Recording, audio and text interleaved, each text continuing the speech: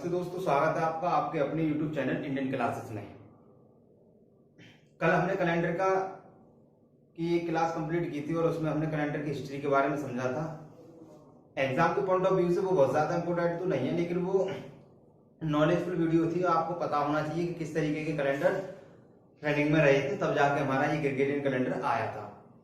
ठीक है, तो आज हम proper point of exam view से ही सारी चीजें पढ़ेंगे। हमारे जो एग्जाम में यूज होता है वो कौन सा कैलेंडर है, और जो आजकल हम कैलेंडर यूज कर रहे हैं वो हमारा कौन सा कैलेंडर है। ठीक है, तो मैंने कुछ चीजें कल भी बताई थी और शुरुआत से हम आज स्टार्ट कर लेते हैं।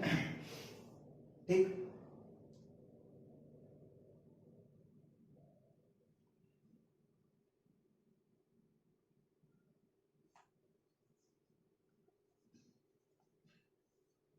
ठीक है भाई, अगर कैलेंडर की बात करें तो कैलेंडर जो हम पढ़ रहे हैं वो हमारा ग्रेगोरियन कैलेंडर होगा।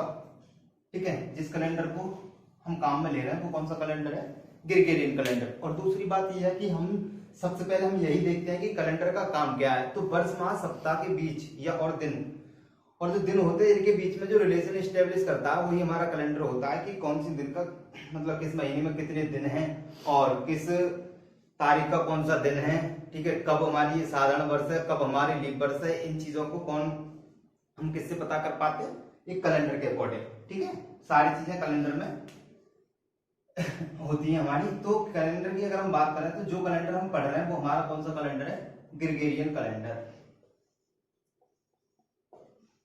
Gregorian calendar. ठीक, अब बात करते हैं इस ग्रेगोरियन कैलेंडर की। तो ग्रेगोरियन कैलेंडर को किसने बनाया था, तो मैंने कल भी बताया था। ग्रेगोरियन कैलेंडर जब बनाया गया था तो पोप ग्रेगरी ने इसे बनाया था। और पोप ग्रेगरी की इस कैलेंडर को बनाने में जो हेल्प की थी उनके एक मित्र थे मैथमेटिशियन क्रिस्टोफर नाम से, उन्होंने इनकी हेल्प की थी। लेकिन सारा जो मतलब टाइम दिया था वो किसने दिया था, ग्रेगरी ने दिया था। तो ये इनके नाम से विख्यात हुआ है। तो ग्रेगोरियन कैलेंडर को देखें तो किसने बनाया था, रोम के 13वें पादरी पोप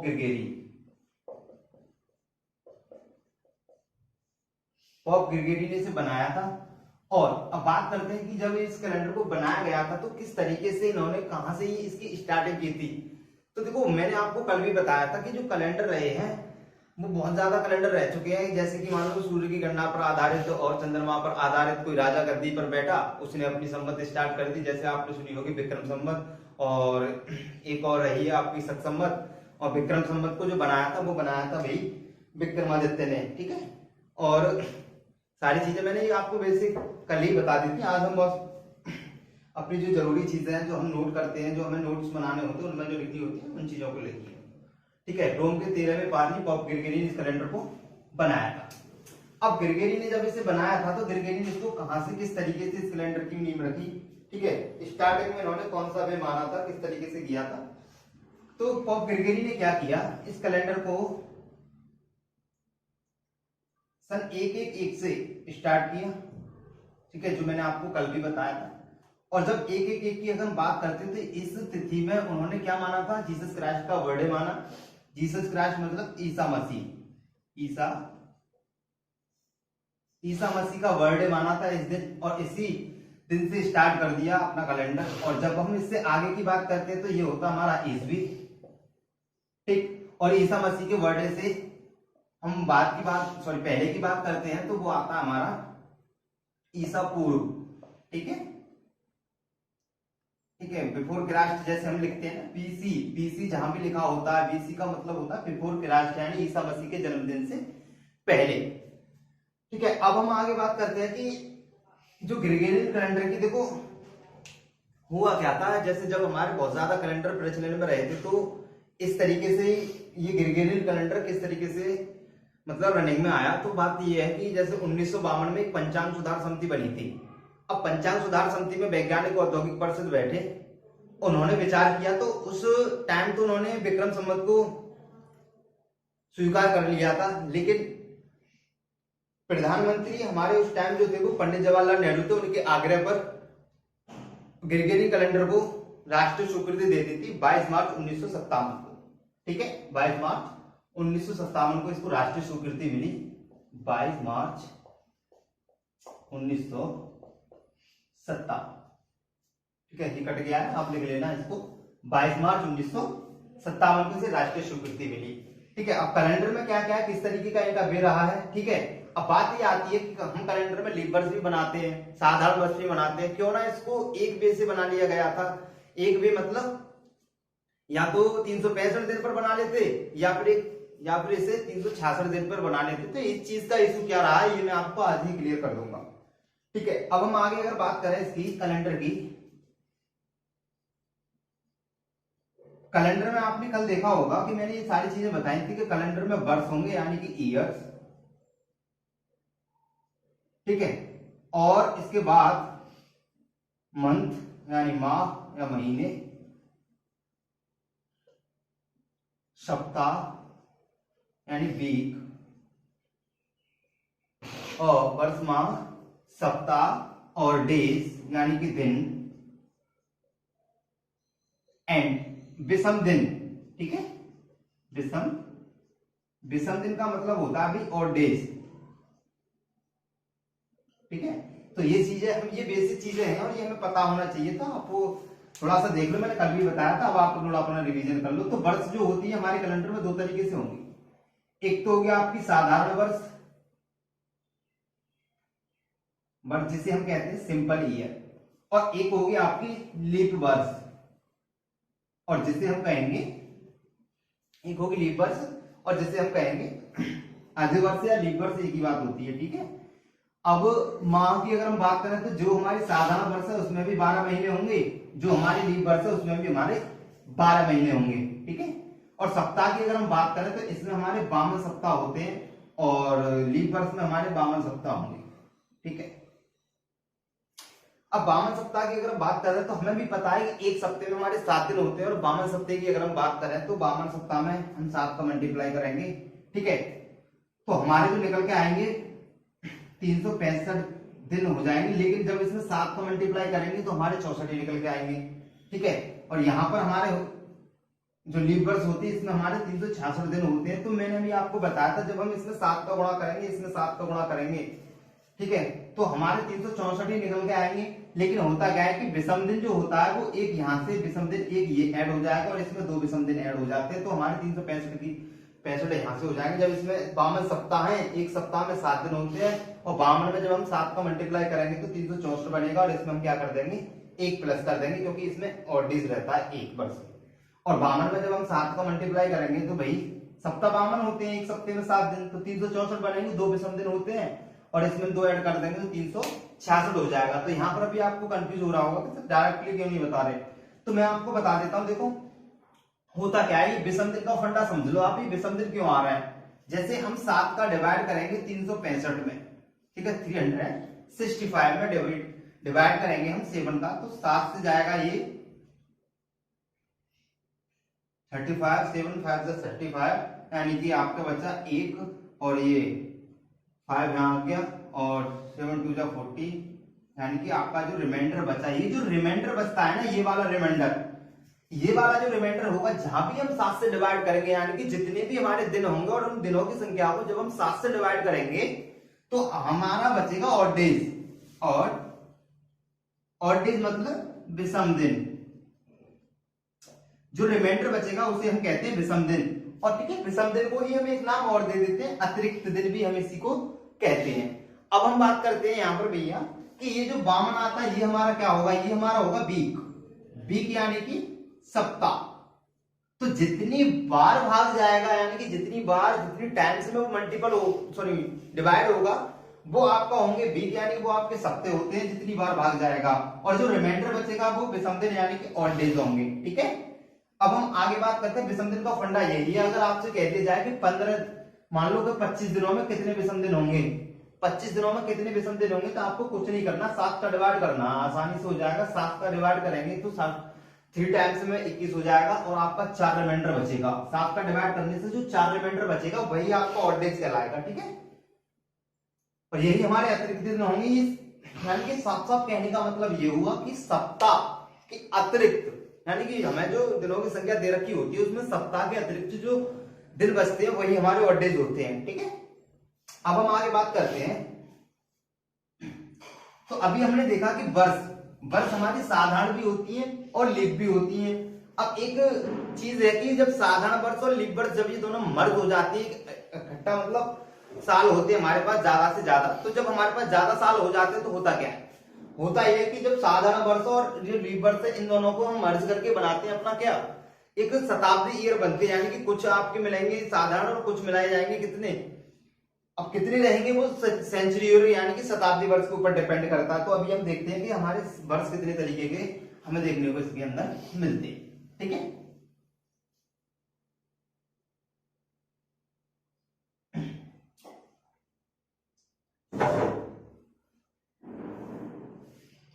ठीक है भैया, चलो देखिए अब हम बात करते हैं इसके अंदर वर्ष का फंडा क्या रहता है। वर्ष वर्ष यानी ईयर, वर्षों का फंडा देखते हैं ये क्या रहता है। तो देखो वर्ष की अगर हम बात करें तो वर्ष बेसिकली हमारे तीन तरीके से आ जाती है हमारे पास। ठीक है, हालांकि जो काम में ली जाती है वो तीन तरीके से ही होती है और हम बस डिनोट करते हैं बस इनको इस तरीके से कि साधारण वर्ष होती है या फिर लीप वर्ष होती है। तो आप भी इस चीज का अच्छे से आप क्लियर कर लीजिएगा। ठीक है, अब देखते हैं, देखो अब वर्ष जो होंगे वो हमारे तीन तरीके से होंगे। कैसे, एक तो होंगे आपके सिंपल ईयर, और सिंपल ईयर को हम कहते हैं साधारण वर्ष। ठीक है, और जब हम आगे बढ़ते हैं थोड़ा सा तो हमें मिलती है एक प्रकार से लीप ईयर, आधे वर्ष बोलते हैं लीप वर्ष को, यानी कि लीप ईयर। और लीप ईयर की बात करें तो इसे हिंदी में आधे वर्ष लिख लो या फिर आप लीप वर्ष लिख लो, कोई दिक्कत नहीं है। और जब हमारी ये साधारण वर्ष और लीप वर्ष का जो कॉम्बिनेशन होता है, जब ये मर्ज होके बनते हैं तो फाइनली ये जब इकट्ठी मर्ज हो जाती है, यानी कि कुछ हम लेते हैं अपनी सिंपल और कुछ लेते हैं लीप, तो फाइनली हमारी जब ये मर्ज करके बनती है सेंचुरी। ठीक है, एक सेंचुरी ईयर के अंतर्गत देखा जाए तो उसमें क्या होती है, कुछ साधारण और कुछ लीप, उन दोनों को जोड़कर ही हमारी कौन सी ईयर बनती है, शताब्दी यानी कि सेंचुरी ईयर।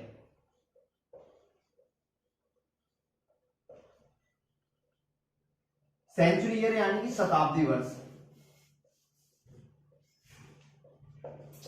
ठीक, अब बात आती है जो शताब्दी वर्ष है, शताब्दी वर्ष का दो फंडे होते हैं। जैसे हमारे किसी भी वर्ष को लेकर दो फंडे होते हैं, जैसे कि या तो वो साधारण रहती है या फिर वो लीप रहती है। तो इसी तरीके से हमारी जो शताब्दी वर्ष होती है इनके भी दो फंडे रहते हैं भाई, इनके भी दो फंडे रहते हैं। और वो किस तरीके से रहते हैं, या तो वो जो सेंचुरी ईयर है वो रहेगी आपकी साधारण शताब्दी,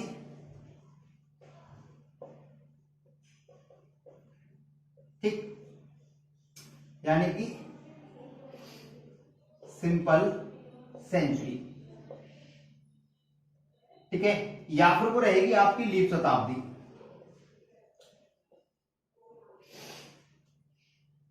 या तो वो रहेगी आपकी साधारण शताब्दी या फिर रहेगी आपकी वो लीप शताब्दी। ठीक है, लीप सेंचुरी, शताब्दी वर्ष लिख लेना, इसमें कोई दिक्कत नहीं है, या तो साधारण शताब्दी वर्ष या लीप शताब्दी वर्ष। ठीक है, अब बात आती है यहां पर कि अब हमें इसे कैसे पहचान लेंगे कि ये साधारण वर्ष है या फिर ये साधारण शताब्दी है और ये कौन सी लीप शताब्दी है और कौन सी लीप वर्ष है। इन चीजों को आप समझते हैं, किस तरीके से हम इनको पहचान पाएंगे। तो देखो अब मैं आपको यहां से बताता हूं। अब वर्ष की बात है कि लीप वर्ष, पहली बात तो लीप वर्ष मनाई क्यों जाती है, लीप वर्ष मनाई क्यों जाती है, तो आप समझें। देखो हम लेते हैं 365 दिन लेते हैं और एक बार में लेते हैं 366। हमारी कोई भी वर्ष ऐसी नहीं होती जो हमारी सौर वर्ष होती है, ना तो उसमें 365 दिन होते और ना हमारे उसमें 366 दिन होते। अगर लीप वर्ष की मैं अगर बात करूं तो उसमें ना तो 365 दिन होते, चाहे मैं साधारण वर्ष की बात करूं तो 365 और 366 दिन होते नहीं है। ये तो कैलेंडर बनाते टाइम इनका यूज किया गया है। किस तरीके से, जो प्रॉपर एक सौर वर्ष में जो दिन होते हैं 365 से 1/4 होते हैं, और ये भी आपके फिक्स नहीं है, इसमें भी होते हैं। तो 365 दिन 48 मिनट 47.5 सेकेंड, इस तरीके का कुछ टाइम रहता है।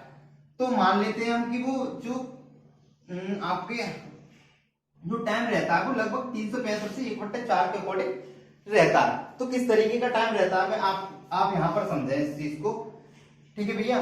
तो ना तो 365 दिन होते और ना ही आपके 366 दिन होते, तो और 365 से 1/4 एक वर्ष में दिन होते हैं, आपको पता होगा। और यहाँ पर मैं आपको एक बात और बता दूं कि यहाँ पर जो पूरा 365 से 1/4 का जो फंडा है वो एक 365 से 1/4 दिन कभी भी नहीं होता, ठीक है। वो 365 से 1/4 कभी दिन नहीं होता। तो वो दिन होता कितना है, तो वो दिन जो रहता है 365 दिन 5 घंटे, जो प्रॉपर एक सौर वर्ष जो होती है हमारी 365 दिन 5 घंटे 48 मिनट 47.5 सेकेंड, ठीक है। एक साल में हमारा इतना दिन होता है, एक साल में हमारा इतना दिन होता है कि 365 दिन 5 घंटे 48 मिनट 47.5 सेकेंड का ये जो टाइम रहता है ये हमारा रहता है इतना। तो भाई यहां से देखा जाता है कि 48 मिनट 47.5 और ये 5 घंटे मिलकर ये लगभग बनते हैं आपके लगभग ये आपके 6 घंटे के बराबर होते हैं, 6 घंटे के बराबर होते हैं लगभग। तो हम इसे लिख देते हैं कि 365 से 1/4 ये लिखते हैं, ठीक है। अब लीप वर्ष हम बनाते हैं, आपको पता होगा तो लीप वर्ष हम बनाते हैं वो बनाते भैया हम कब 4 साल पे जाके बनाते हैं। तो ऐसा है क्या जो ऐसा फंडा क्या है कि जो हम लीप वर्ष बना रहे हैं तो 4 साल पे क्यों बना रहे हैं। तो देखो अब आप समझ रहे हो कि 365 दिन 5 घंटे 48 मिनट और 47.5 सेकंड का समय रहता है हमारा एक वर्ष का। और इस वाले टाइम को जो 5 घंटे इसको हम लिख लेते हैं लगभग 6 घंटे के बराबर। और जो 6 घंटे एक दिन में 24 घंटे होते हैं और एक अगर 6 घंटे की अगर हम बात करें तो दिन का चौथाई। तो इसी चीज को लिख लिया गया है, लगभग ये इतना हो जाता है कि 365 से 1/4 लगभग इसके बराबर ये होता है। 365 से 1/4 के तो होता क्या आप समझो, लीप वर्ष हम 4 साल पे ही बनाते, तो 4 साल पे बनाते क्यों है। अब हमें पता है कि 365 से 1/4 दिन हमारे एक सौर वर्ष में होते हैं। अब हम जब बनाते हैं तो इनको किस तरीके से बनाते हैं, तो हम क्या करते हैं, हम पहले लेते हैं साधारण वर्ष में 365 दिन हमने ले लिए। नेक्स्ट ईयर भी हम 365 दिन लेंगे क्योंकि चौथी साल पे जाके हम लीप ईयर बनाएंगे, फिर आपके 365 और फिर आपके 365। अब आप एक बात समझना, 1/4 आपका यहाँ रहा दिन क्योंकि हमने छोड़ा है इसे, और हमने 1/4 की कैलकुलेशन इसलिए नहीं ले पाते क्योंकि 1/4 पूरा दिन तो है नहीं है और ये कैलकुलेशन में प्रॉब्लम ही करेगा, इसलिए 1/4 छोड़ दिया मान लो। और 1/4 plus next year 1/4 plus next year 1/4। तो चौथी साल पे जाकर जो यहाँ पर चौथी साल होगी, जो चौथी साल पे जाकर वो क्या होगी, वो लीप वर्ष बननी है। क्यों, क्योंकि 365 की जगह वहां पर 366 दिन हो जाएंगे। ये जो एक चौथाया 1/4 दिन 1/4 दिन 1/4 दिन, एक दिन में 24 घंटे, तो 1/4 दिन में 4 3 24 6 घंटे, यानी कि 1/4 दिन को मैं 6 घंटे लिख सकता हूँ, प्लस यहाँ पर 6 घंटे, प्लस यहाँ पर 6 घंटे और प्लस यहाँ पर 6 घंटे। और जब ये 6 घंटे आपस में मिलेंगे तो टोटल आपके हो जाएंगे 24 घंटे, ठीक है। जब ये 24 घंटे हो जाएंगे आपके, तो यहाँ पर जो 365 दिन ले रहे हैं भैया, वहां पर हम डायरेक्ट 366 दिन लेंगे। और यही कारण होता है लीप वर्ष बनने का, ठीक है। लीप वर्ष बनने का यही कारण होता है। अब आगे अगर हम बात करें यहाँ पर, तो हमें पता चल गया, तो ये चीज समझ में आ रही होगी आपके। तो जो वर्ष है, मान लो वर्ष की अगर हम बात करें, पहली 7 वर्ष और शताब्दी वर्ष कट गया है, यहां से देखो पॉइंट है, समझो आप इसको, ठीक है, बढ़िया चीज है। देखो यहां से आपको क्लियर हो जाएगा। अगर हम वर्ष की बात करें, दो फंडा देख लिया आपने, एक तो वर्ष, एक शताब्दी, ठीक है। वर्ष साधारण होती है, सिंपल, और लीप, ठीक है, सिंपल और लीप। थोड़ा नीचे कर देता हूं।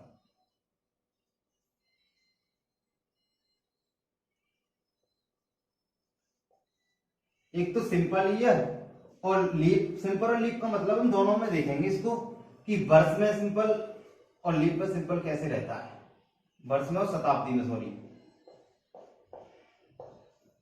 ठीक है, अब एक बात समझना मेरे ध्यान से, समझना क्या है कि जो वर्ष जो साधारण रहती है वो मान लो पहली वर्ष रही होगी तो लीप बनाई होगी 4 बनाई होगी, और शताब्दी की अगर हम बात करें तो पहली शताब्दी आई होगी 100 शताब्दी, यानी कि सेंचुरी, और सेंचुरी होती है 100 यानी कि 100। जब वर्ष जो है आपकी पहली साधारण है और आपकी लीप बनी है चौथी, और शताब्दी की बात करें तो 100वीं शताब्दी पहली शताब्दी होगी जो कि साधारण होगी, और लीप होगी कौन सी 400। ठीक, लीप होगी 400, यानी वर्ष जो होगी आपकी साधारण जो रही होगी पहली साधारण, और लीप बनी होगी चौथी। दूसरी लीप कब बनेगी 8, अगली लीप कब बनेगी 12।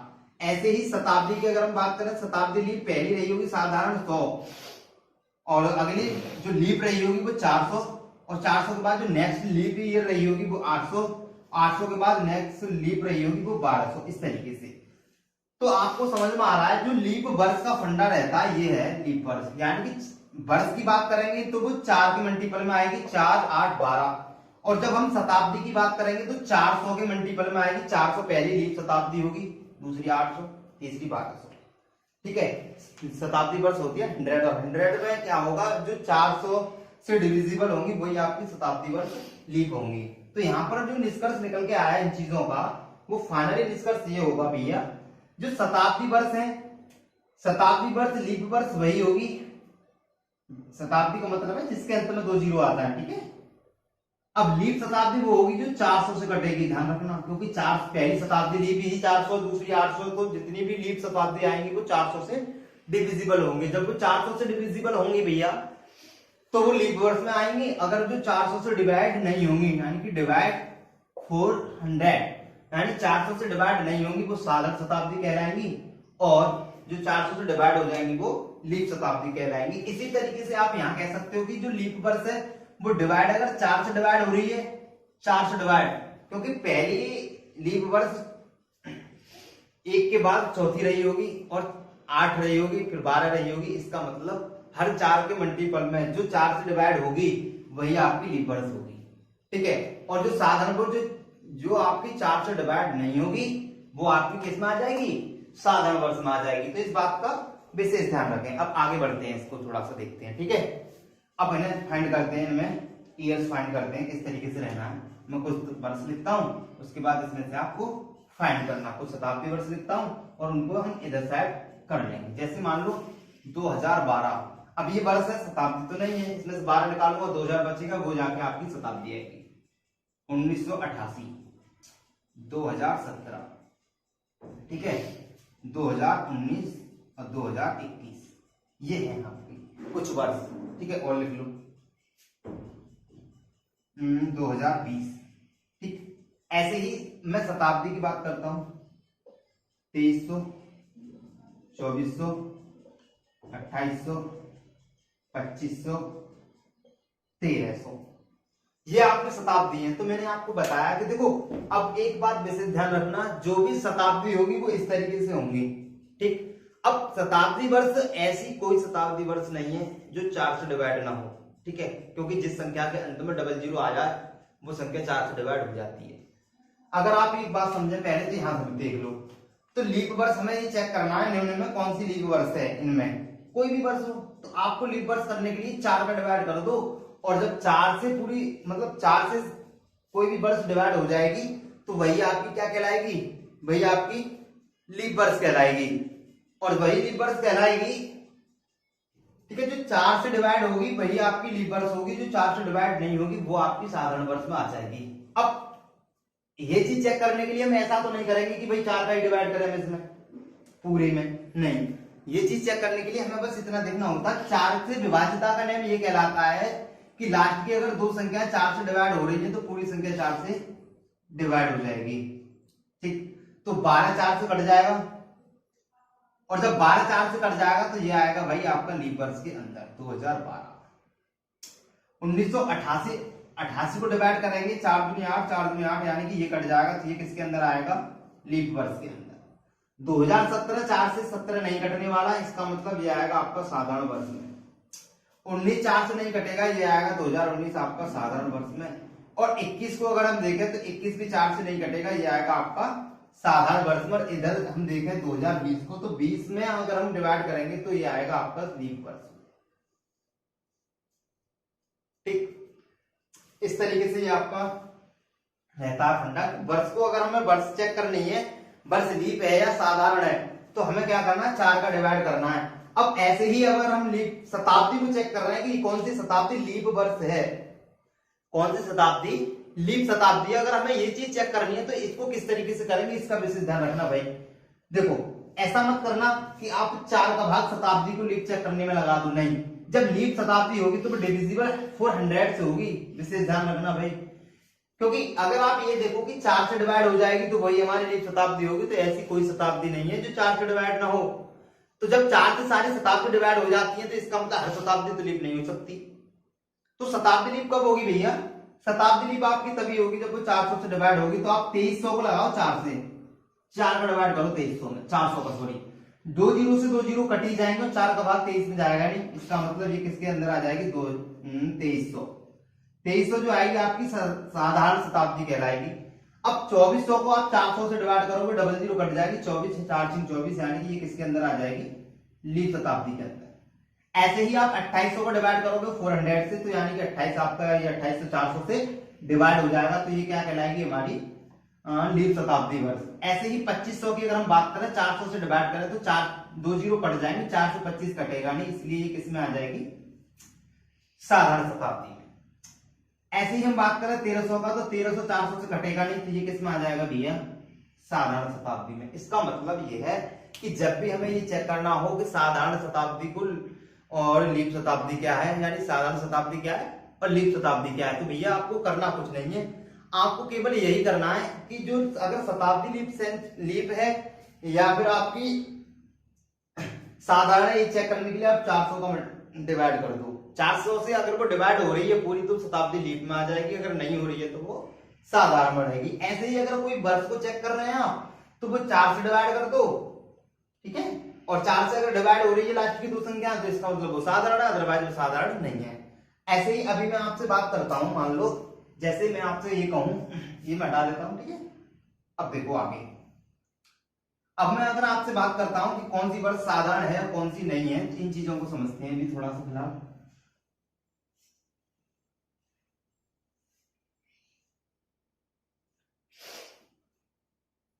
अब आप बात करो किस तरीके से होना है, देखो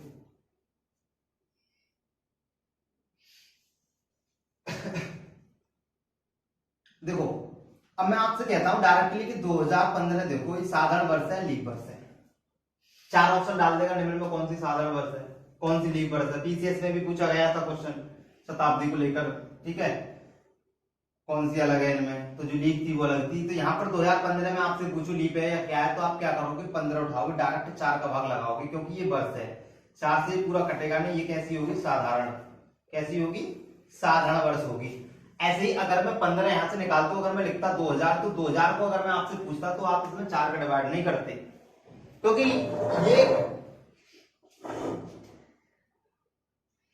ये क्या है, ये है भाई आपकी शताब्दी वर्ष, ये है आपकी शताब्दी वर्ष, यानी कि सेंचुरी। और सेंचुरी ईयर लीप ईयर वो तभी होती है जब वो डिविजिबल बाई 400 होती है, यानी कि 2000 को आप डिवाइड कर रहे हो 400 से, तो 400 का इसका मतलब इन दोनों को काट देंगे, 4 से कट जाएगा 5, यानी कि 2400 से पूरी डिवाइड हो जाएगी। और जब पूरी की पूरी डिवाइड हो रही है भैया, तो ये कैसी शताब्दी होगी, ये लीप शताब्दी होगी। ये फंडा रहता है, जिसमें 0 0 आएंगे वो शताब्दी कहलाएगी भाई। 2 जीरो जिसके अंदर आ जाए, जैसे 100 200 300 400, ये सब क्या है, ये शताब्दी है। बस बात ये है कि कुछ साधारण रहती है, कुछ लीप रहती है। अब ये कैसे क्लियर कर पाएंगे साधारण है, ये मैंने आपको बता ही दिया है कि जो 400 से डिवाइड हो जाएगी वो लीप शताब्दी कहलाएगी, और जो 400 से डिवाइड नहीं होगी वो साधारण शताब्दी कहलाएगी, ठीक है। अब आगे हम बात करते हैं लीप वर्ष ज्ञात करना। ठीक है, ये एक अलग बात है कि हमें लीप वर्ष और पहचानना और लीप वर्ष ज्ञात करना, ये एक अलग फंडा है। तो लीप वर्ष ज्ञात करने का फंडा क्या है ये समझो। लीप वर्ष ज्ञात करना, लीप वर्ष ज्ञात करने के लिए आपको क्या करना है, फाइंड द लीप ईयर। देखो क्वेश्चन बनता है 50 वर्षों में कितनी लीप वर्ष होंगी।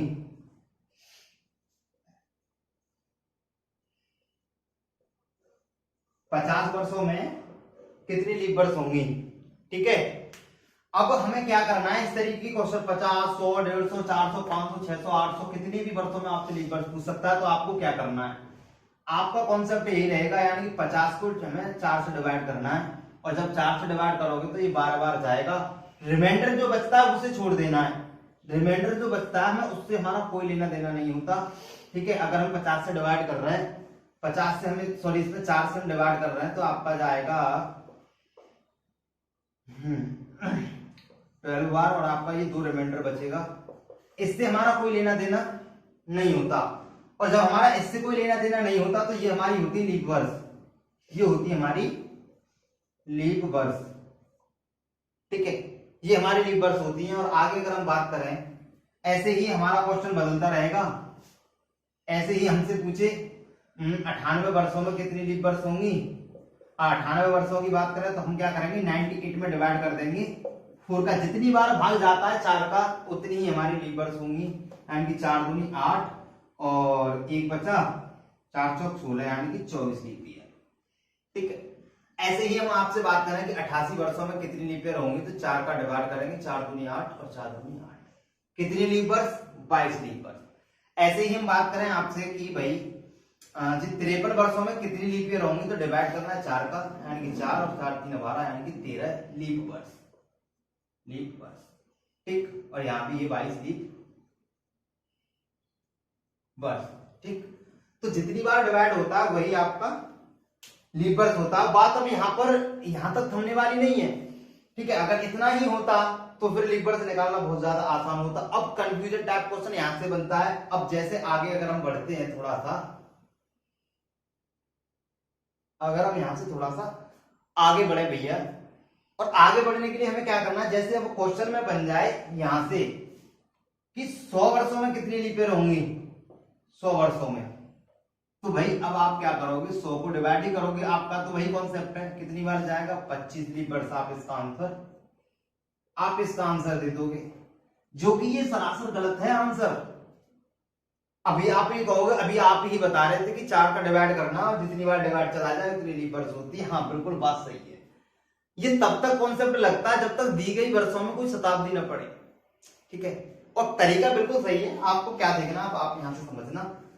अब मान लो ये हमारा दे दिया 100 वर्षों में, और यहाँ पे हमें देता 200 में, और आगे हमें देता 300 वर्षों में। कितनी लीप वर्ष होंगी, 100, 200 या 300? तो आपको क्या करना है, 4 का इसमें डिवाइड लगाओगे, आप बताओ सर 25 लीप वर्ष होगी, लीप वर्ष। ठीक है, मैं कहूंगा ठीक है, कोई दिक्कत नहीं। आप यहाँ क्या करोगे, 4 का डिवाइड 200 में क्या करोगे, आप 4 का डिवाइड करोगे 4, यानी कि कहोगे सर 50 लीप वर्ष हो गई। और ऐसे ही आप 300 में 4 का डिवाइड करोगे और आप कहोगे कि सर 75 लीप वर्ष हो गई। मैं कहूंगा ये बिल्कुल गलत है भाई, करने का तरीका सही है, आपका आंसर गलत है। क्यों?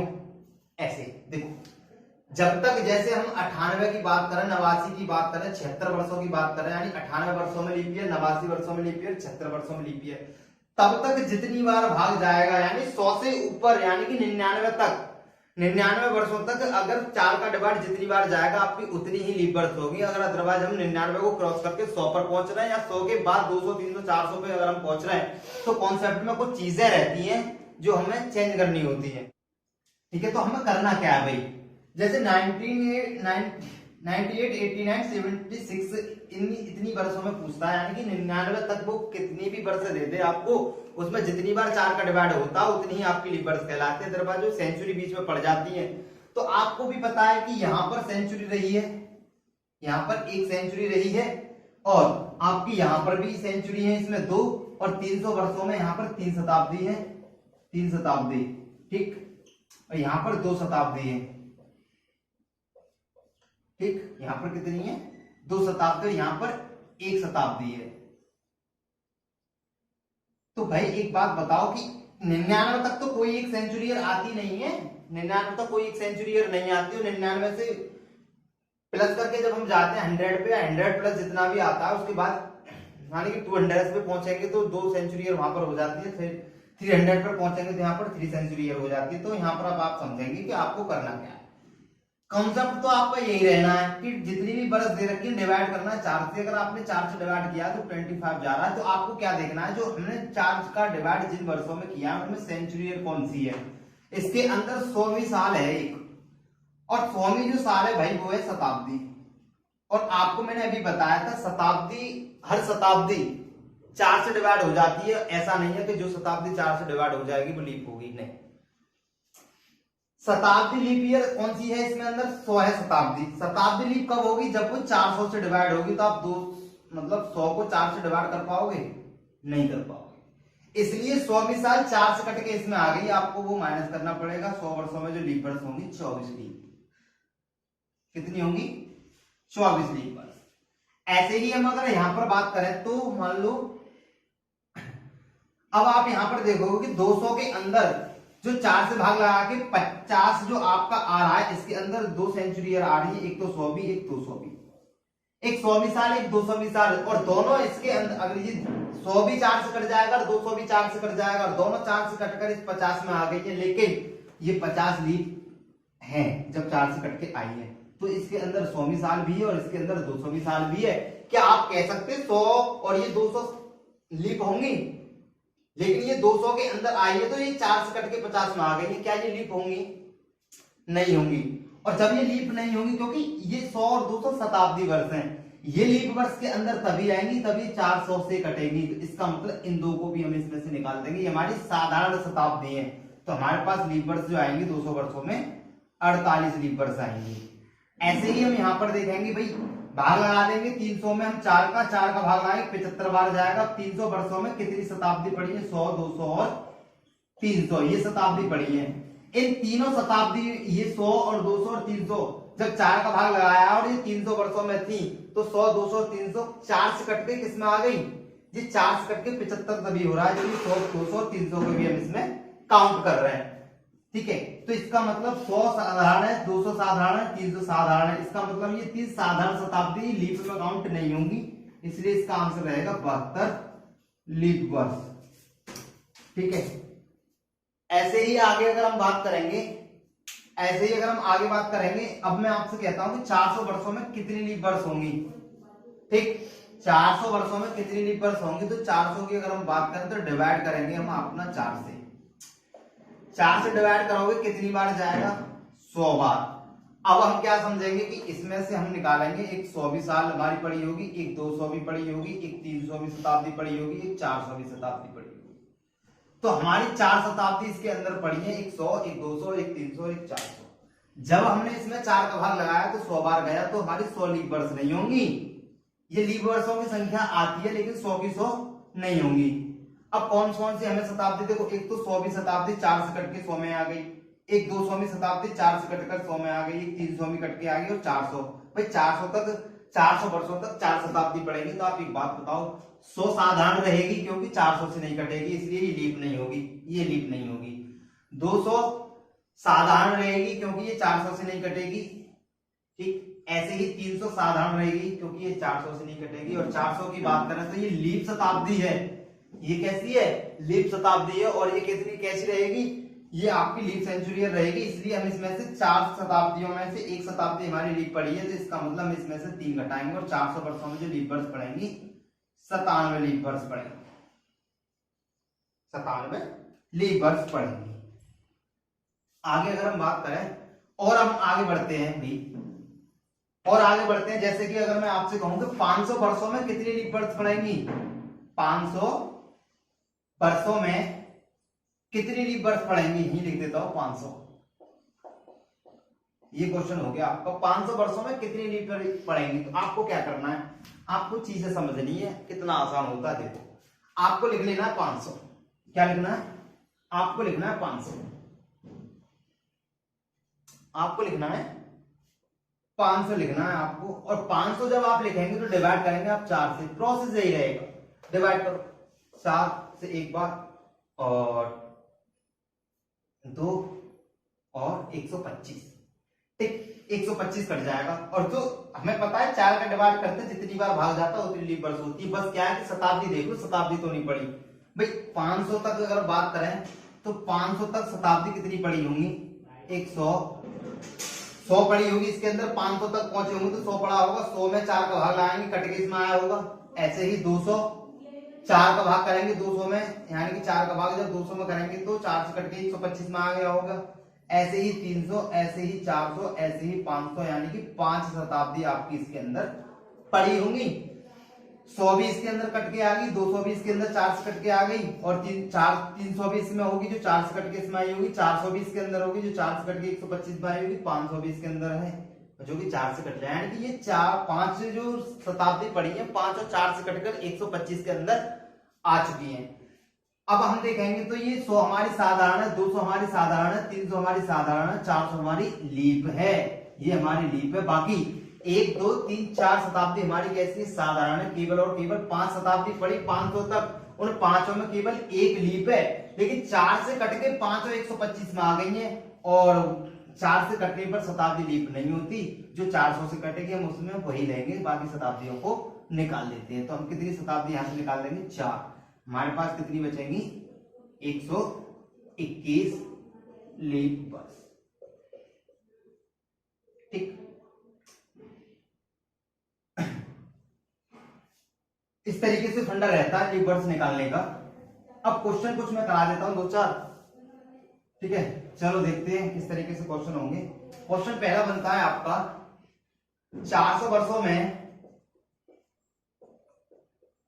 29 तारीख कितनी बार आएगी?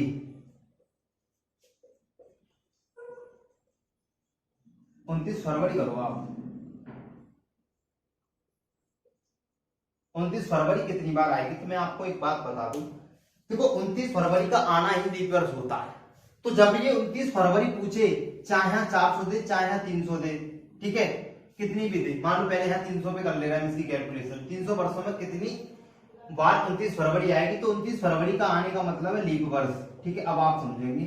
और लीप वर्ष आपको निकालना आ गया। ये सवाल कई बार पूछे गए। आप क्या करोगे? 300 को डिवाइड करोगे 4 से, 4 में निकालते हैं लीप वर्ष। 75 बार कट जाएगा। इसमें देखेंगे शताब्दी कितनी पड़ी है। एक तो 100वीं शताब्दी है, एक 200 भी है, एक 300 भी है, यानी कि तीन शताब्दी 300 में आई होंगी, जो कि 100 भी 4 से कट के 75 में आ गई, 200 भी 4 से कट के 75 में आ गई, और 300 भी 4 से कट के 75 में आ गई। तो इसका मतलब ये तीनों साधारण है, तो इन्हें हम लीप में तो काउंट कर नहीं सकते। इसका मतलब हम इसमें क्या करेंगे? 3 माइनस करेंगे पहले, और जो 72 हमारा आंसर आएगा ये हमारी कहलाएंगी लीप वर्ष। क्योंकि शताब्दी वर्ष लीप वर्ष तभी होगी तब वो 400 से डिवाइड होगी। ऐसे ही हम आगे अगर ऐसे ही सवाल को अगर हम 400 पे कैलकुलेट करें कि भाई यही सवाल होता हमारे लिए कि 400 वर्षों में लीप वर्ष 400 वर्षों में 29 फरवरी कितनी बार आएगी, तो आपको क्या करना है? 400 डिवाइड करना है 4 से, और जब 4 से डिवाइड करोगे तो वो कितनी बार जाएगा? 100 बार। अब इसके अंदर आप लीप से, अब आप इसके अंदर देखोगे कितनी शताब्दी पड़ी है 400 में। एक तो 100, एक 200, एक 300 भी इसके अंदर आई होगी, एक आई होगी 400, यानी कि 100 भी 4 से कट के इन 100 में आई होगी, 200 भी 4 से कट के इसमें आई होगी, यानी 300 भी इसके अंदर है, जो 4 से जब हमने भाग लगाया तो ये 100 क्या है? ये 100 वही है कि 400 के अंदर 100 संख्या ऐसी है जो 4 से कट गई। ठीक है, तो 100 भी 4 से कट के इसमें आ गया, 200 भी इसके अंदर आ गया, 300 भी आ गया और 400 भी आ गया। अब हमें पता है इन शताब्दियों में कोई कौन सी शताब्दी वही तो लेंगे जो शताब्दी लीप है। 400 भी शताब्दी ऐसी है जो 400 से कट जाएगी, यानी कि 100 को लीप में हम काउंट तब करते जब वो 400 से कटता। 4 से कटने से ये लीप नहीं होगा, 4 से कटने से 200 भी लीप नहीं होगा, क्योंकि 200 के और ये 100 और ये 300 क्या है? शताब्दी वर्ष। और शताब्दी वर्ष लीप वर्ष तभी होती है तब वो 400 से कटती है, यानी कि 300 भी 400 से नहीं कटेगा। तो 400 से कटेगा आपका केवल 400, इसलिए हम इसमें से क्या करेंगे? 3 सेंचुरी ईयर को लेस कर देंगे, जो फाइनली हमारा जो बचेगा 97 लीप वर्ष बचेगा। ठीक है, और लीप वर्ष का बचना ही वही आपका कहलाता 29 फरवरी का कॉन्सेप्ट। ठीक है, तो ऐसे ही अब यहाँ पर ऐसे ही 500 वर्षों की बात करेगा तो 500 में भी 29 फरवरी कितनी बार आएगी? अभी मैंने आपको बताया था कि जितनी बार लीप वर्ष होती है उतनी ही आपकी 29 फरवरी होती है।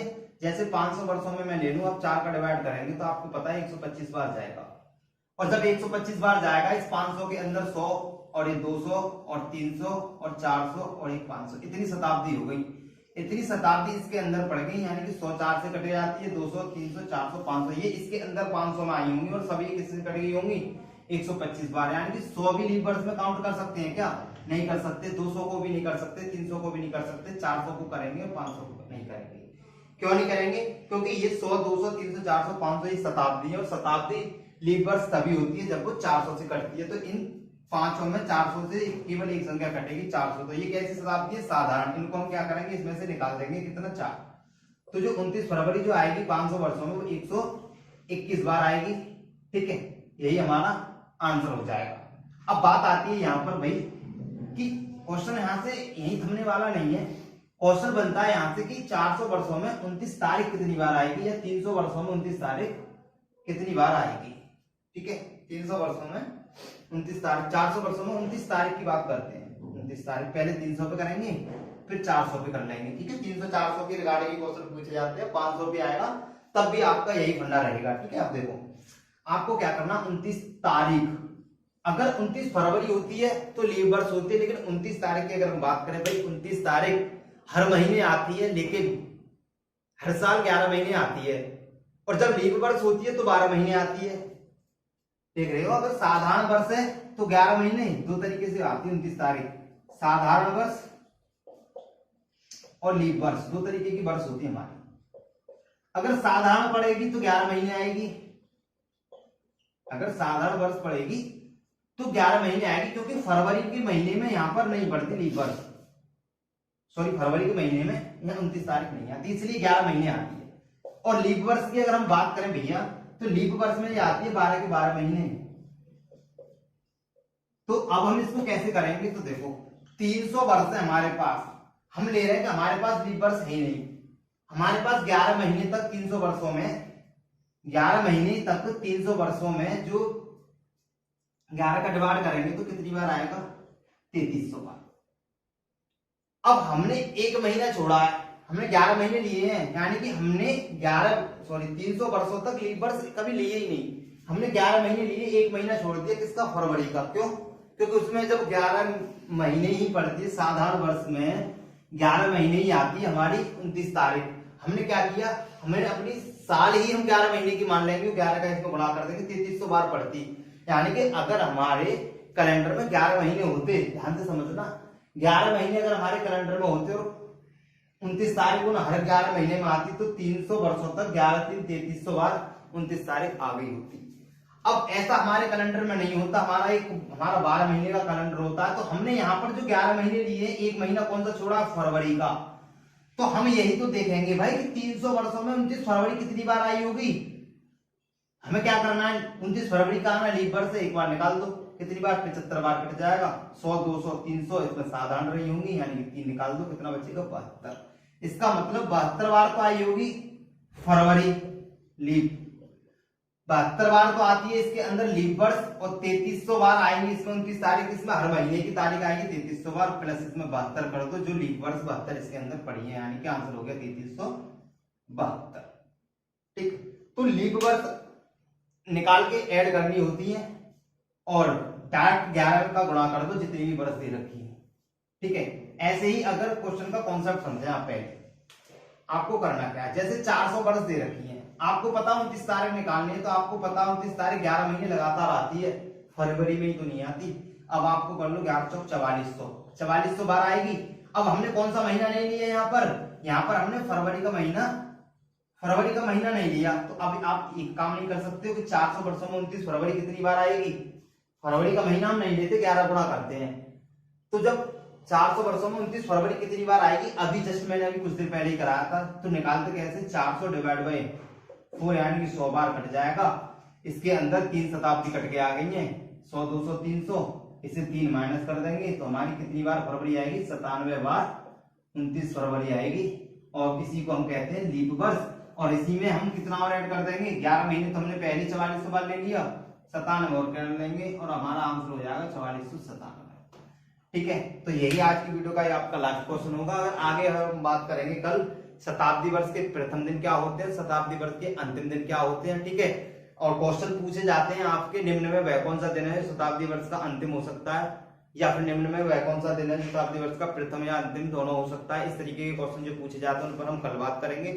आज की क्लास हम यही समाप्त करते हैं, तो जुड़े रहिए आप। चीजें अगर आपको नहीं भी समझ में आ रही है ना, तो आप वीडियो को फिर से देखकर रिपीट करके, बहुत बढ़िया कॉन्सेप्ट है और ये चीज अगर आपके एक बार समझ में आ गई तो समझ लो कभी आप भूलेंगे ही नहीं। और आप इसको 1-2 बार वीडियो को देखा करें, पॉज कर करके देखा करें। ठीक है, और आपके रिलेशन में जो भी लोग तैयारी कर रहे हैं लोगों को बताइएगा सर कि यहाँ इंडियन क्लासेस पे आप रीजनिंग कंप्लीट कर सकते हो, काफी अच्छे लेवल से चल रही है। और आपको भी पता है एक चैप्टर के मैं 8-8, 9-9, 10-10 पार्ट में पढ़ा रहा हूँ, जो कि एक घंटे के पार्ट मेरे कम से कम रहते हैं, लगभग 1 घंटे में 45, 40, 48, 50 मिनट तक क्लास में रहती है।